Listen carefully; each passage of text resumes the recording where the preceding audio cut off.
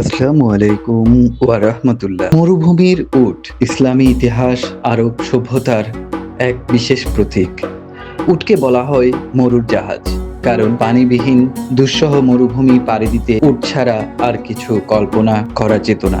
নবীজি সাল্লাল্লাহু আলাইহি ওয়াসাল্লামের যুগে উট ছিল যাতায়াত, যুদ্ধ, ব্যবসা, বাণিজ্য, এমনকি কোরবানি ইবাদতের অংশ। কোরআনে আল্লাহ বলেন, তারা কি উটের দিকে তাকায় না, কিভাবে তাকে সৃষ্টি করা হয়েছে। সূরা আল গাশিয়া আয়াত 17। এই আয়াত মানুষকে আল্লাহর কুদরতের নিদর্শন হিসেবে উটের দিকে গভীরভাবে দেখার আহ্বান করেন।